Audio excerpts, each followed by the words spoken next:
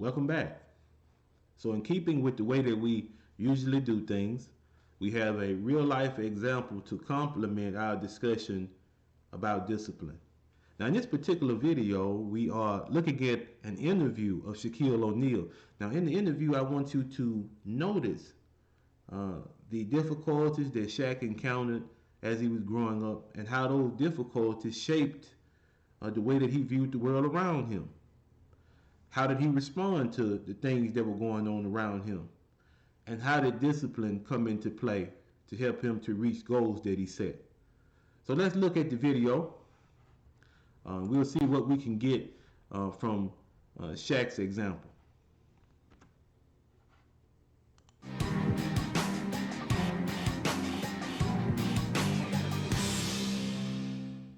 I was talking to your mom as well yesterday, Lucille, great lady, and she was talking about how growing up, times were tough, that you guys were on food stamps at times. She remembers waiting in a line to get a turkey for Thanksgiving, having to get charity Christmas presents to give to you and your siblings. I seen her, sorry to cut you off, I seen her almost fist fight with a bus driver. Over what? Because well, I don't know what the rules are now, but let's just say like under 5, you can ride free. So at 5, I'm a big kid. So she pulls me on the bus, and the guy was like, "Hey, you got to pay the extra $1." She's like, "No, I don't. He's only 5." "He's not 5, lady. You're lying. You're trying." So they were going into a fight. But my mother was a very, very strong woman. If I can remember, I think she put that 2-piece on him, but I'm not sure. You know what the 2-piece is? Bing, bing. Okay. How tough were times growing up? Very tough. And in what ways? Like she said, food stamps, moving from relative to relative's house. And because I was on punishment a lot, I created a process that was called Dreamful attraction. Like I used to be so upset at our circumstances that I always used to just sit there and be like, when I make it, I'm gonna get my grandma a big house. So there you have it. The circumstances that Shaq found himself in. He took those circumstances and he looked around to make sure that he was aware of what was fully going on. And as you notice, he said that they were moving from relative to relative. Food stamps was involved, charity was involved. They were not in a situation that was favorable from Shaq's standpoint. And so as he began to mature, he began to formulate in his mind the goal of taking his family and bringing them up to a better status in life. He wanted to push the family toward a better situation. And you even see he said that he was intent on getting his grandmother a house. But now how would he go about that? Once again, we're still looking for how discipline came into play in his situation. Let's keep going. When I make it. And like for me saying when I make it, now I gotta go out and produce. Now I gotta go out and prepare myself. So instead of hanging out on the corner with the homies slinging the dime bags, I'm at the court. Instead of going to the club, following the girls, I'm in the room writing my raps or DJing.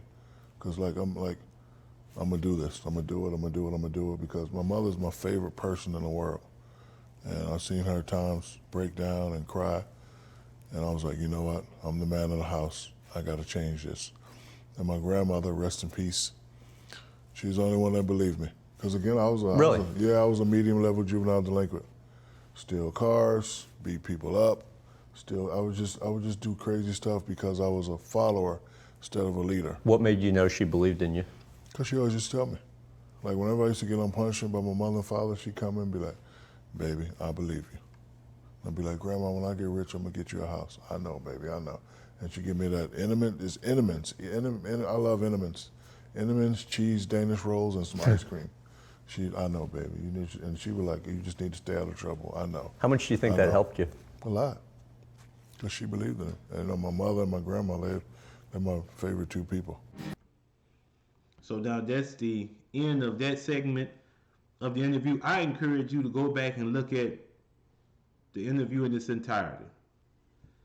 And really, Shaq's example is one that really proves that discipline is necessary for any man to be successful. if you notice, there were things that could have been obstructions or impediments to Shaq. He could have been on the corner selling drugs with his friends. He could have been partying at clubs with his friends. He could have been doing any number of things.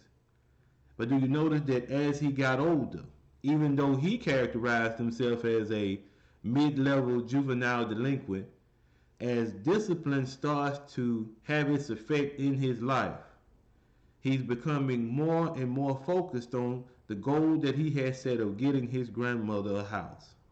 And so he is garnering all of his energy, all of his focus, everything that he has, he's putting it into that goal.